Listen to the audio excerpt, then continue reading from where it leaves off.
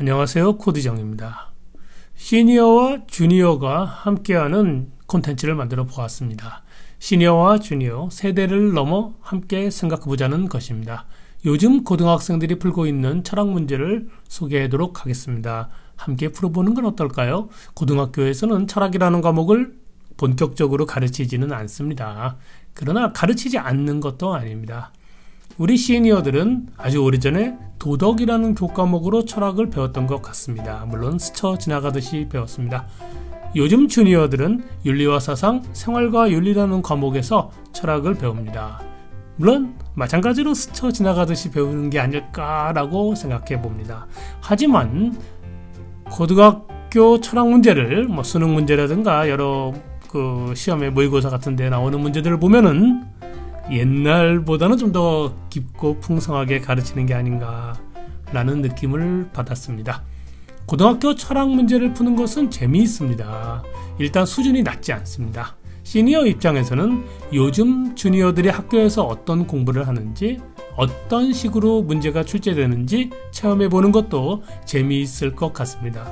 살다 보면 인생에는 그다지 정답이 없음을 우리는 깨닫습니다. 이 세상 온갖 지식이나 진리조차 정답을 주지는 못합니다. 하지만 아이들이 푸는 문제에는 정답이 있습니다. 정답이 있다라는 게 옛날에는 답답하고 짜증나는데 지금은 좀 재밌고 정겹기까지 합니다. 시험 볼 리 없는 시니어보다는 주니어가 좀 더 진지하겠지요. 제가 교사가 아니라서 출제 경향 정보 분석 이런 것은 하지 못한다 하더라도 아주 확실하게 문제를 풀어드리겠습니다. 그것만으로도 재미있지 않을까 생각합니다. 게다가 유용합니다. 문제 푸는 과정에서 안개처럼 몽롱한 것이 좀 분명해지기도 하고 시니어에게 부족한 부분, 주니어가 얻기 힘든 부분을 얻을 수 있기 때문입니다. 시니어들은 디테일이 부족합니다. 왜냐하면 유감스럽게도 기억력이 예전같지 않습니다. 그래서 잘 까먹기 때문입니다. 시험 보는 긴장감도 없기 때문에 뭔가 공부하더라도 대충 넘어가곤 하지 않을까요? 마음 부담이 없으니까는요. 반면 젊고 총명하지만 독서량이 적고 인생 경험이 부족하기 때문에 주니어들에게는 맥락이 부족한 것 같습니다. 짧은 시간 내에 너무 많은 걸 배우다 보니 깊이도 부족해질 것 같습니다. 지식에 대한 암기는 잘하는데 그 지식의 동서남북을 얻기는 어렵겠지요.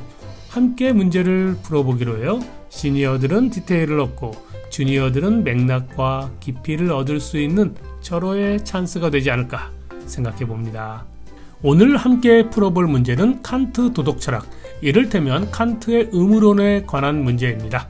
2024년 윤리와 사상 수능 14번 문제입니다. 칸트는 수능에서 항상 한 문제 정도는 나옵니다. 자, 문제를 볼까요? 이런 식입니다.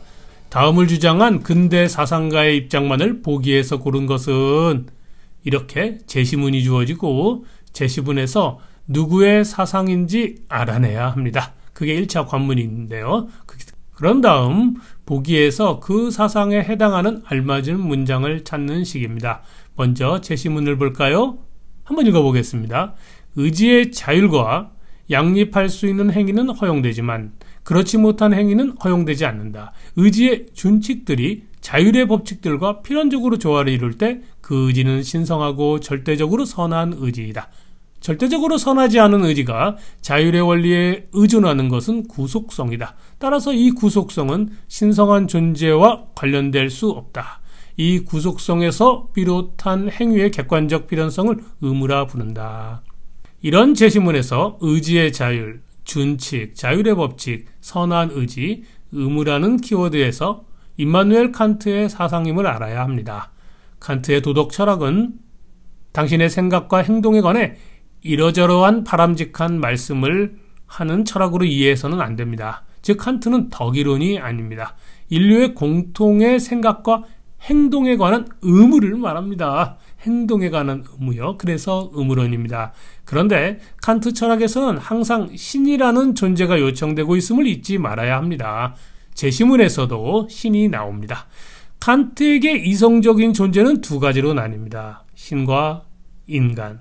이성적인 존재로서 신은 절대적으로 선한 존재입니다. 그러므로 신은 어떤 행동을 스스로 하는 존재인데 신성한 의지만으로 행동합니다. 따라서 해야만 한다는 의무를 부과받지 않습니다. I will만 있지 I should는 없습니다. 신은 완벽하게 선하기 때문입니다.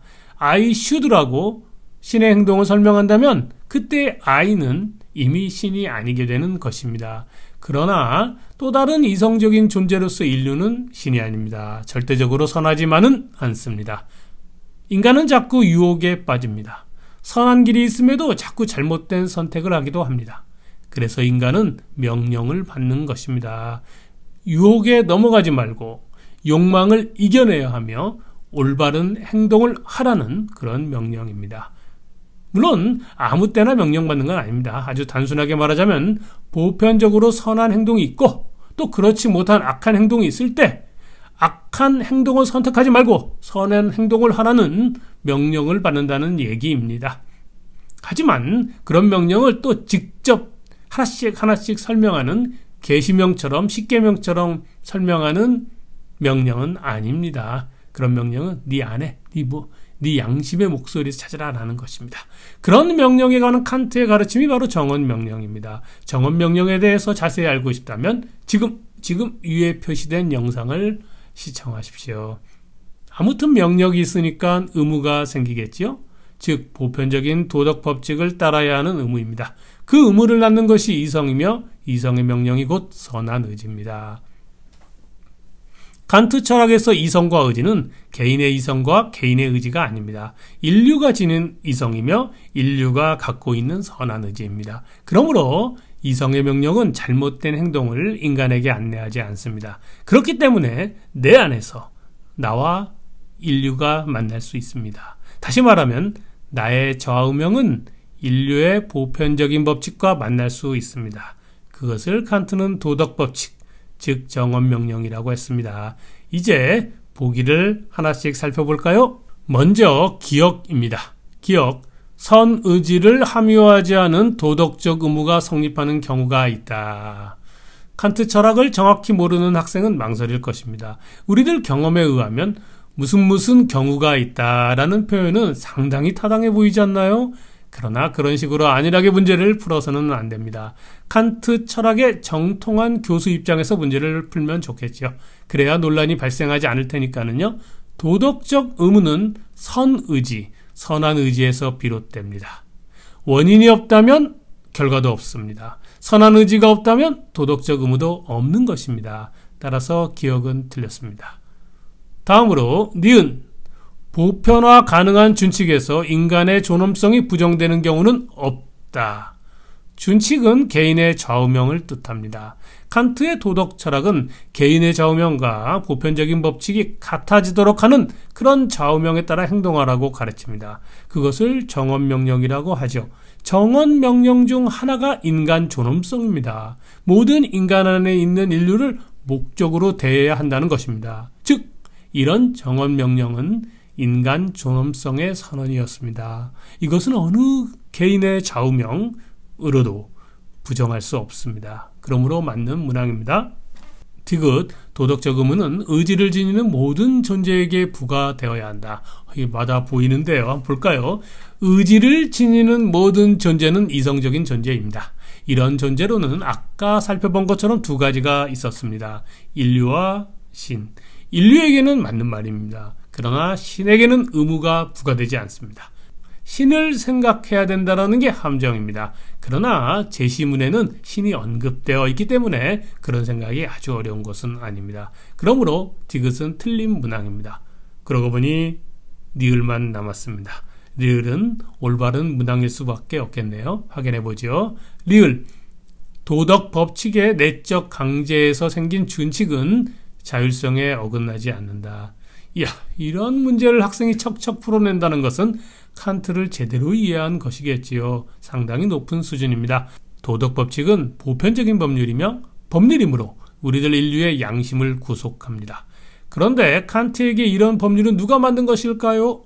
바로 인류 자신이 스스로, 즉 자율적으로 만든 법률입니다. 인류가 입법자입니다. 여러분은 인류 중 한 사람입니다. 도덕 법칙은 여러분의 양심을 구속합니다. 그런 양심의 구속, 즉 내적 강제는 인류가 스스로 하는 것이므로 자율성에 어긋나지 않습니다. 칸트의 자율은 개개인의 자율 개념이 아니라 인류 차원의 자율임을 유념해야 합니다. 참고로 인간은 자연에 속한 동물로서 자연법칙의 적용을 받습니다. 자연의 이론이 난 힘세고 굶주린 자는 누군가를 죽이고 그의 음식을 힘으로 빼앗으려 하고 성욕에 굶주린 자는 강간하고 싶은 자연법칙의 적용을 받을 것입니다. 그러나 인간은 이성적인 존재이므로 그런 자연법칙의 구속으로부터 자유로운 의지의 지배를 받기도 합니다. 그 자연법칙의 구속을 이겨낼 수 있습니다. 참을 수 있고 인내할 수 있습니다. 그것이 바로 자유의지입니다. 그리고 그것이 인간의 도덕적 자율성입니다. 이런 의지가 낳은 의무를 어느 개인이 부정할 수 없고 부정한다면 범죄가 됩니다. 그러므로 문제를 다 풀었네요. 바른 보기는 니은, 리을, 정답은 4번입니다. 제가 이 문제를 풀면서 이야, 요즘 주니어들, 요즘 고등학생 이런 문제로 대입 쓰는 걸 보는구나. 내가 고등학교 다닐 때보다 훨씬 수준 높지 않나? 그래서 좀 겸손해지는 기분이 들었습니다. 이런 문제를 풀기 위해 애쓰는 주니어들을 응원합니다. 우리 시니어들에게는 이런 문제를 풀어보면 이야, 독서를 검증하는데 정말 유용하지 않을까라는 생각이 들었습니다. 이상으로 세대를 넘어 함께 요즘 고등학생의 철학 문제를 풀어봤습니다. 이런 식으로 시니어와 주니어가 함께 철학 문제를 푸는 영상을 앞으로도 올려보도록 하겠습니다. 감사합니다.